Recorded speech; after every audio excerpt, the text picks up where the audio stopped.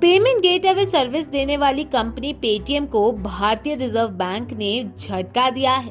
Paytm payment services limited को payment aggregator के रूप में काम करने के लिए कंपनी को आवेदन दोबारा से जमा करने के लिए कहा गया है, लेकिन इससे आपको घबराने की जरूरत नहीं है। असल में बैंकिंग रेगुलेटर ने पेटीएम पेमेंट सर्विसेज द्वारा ऑनलाइन व्यापारियों की ऑनबोर्डिंग पर रोक लगा दी है।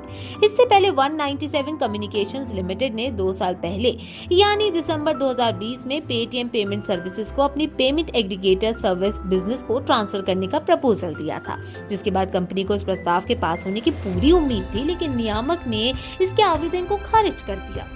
ऑनलाइन पेमेंट की सर्विस देने वाली कंपनी पेटीएम ने नियामकीय सूचना में कहा कि वो पेमेंट एग्रीगेटर को लेकर 120 दिनों के अंदर अंदर फिर से आवेदन प्रस्तुत कर सकती है, लेकिन परेशानी ये है कि कंपनी इस फैसले को आने तक नए ऑनलाइन व्यापारियों को अपने साथ नहीं जोड़ेगी।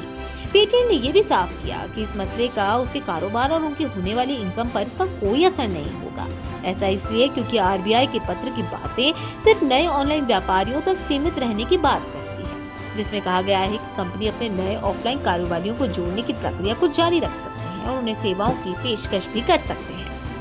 आपको बताते चले कि कंपनी ने इससे पहले पिछले साल सितंबर 2021 में दोबारा सभी जरूरी दस्तावेज जमा किए थे। पेटीएम ने इसकी जानकारी देते हुए कहा कि पेटीएम पेमेंट सर्विसेज लिमिटेड को आवेदन के लिए पत्र मिला है। इस पत्र में ऑनलाइन कारोबारियों के लिए पेमेंट एग्रीगेटर सेवाएं प्रदान करने को लेकर मंजूरी मांगी गई थी। कंपनी को मिले इस लेटर के अनुसार पीपीएसएफएल को एफडीआई दिशा निर्देशों का पालन करने के लिए कंपनी से उसमें किए गए पिछले डाउनवर्ड निवेश को लेकर आवश्यक अनुमोदन प्राप्त करना होगा। इसके साथ साथ नए ऑनलाइन कारोबारियों को शामिल नहीं करने की बात भी इसमें बताई गई है।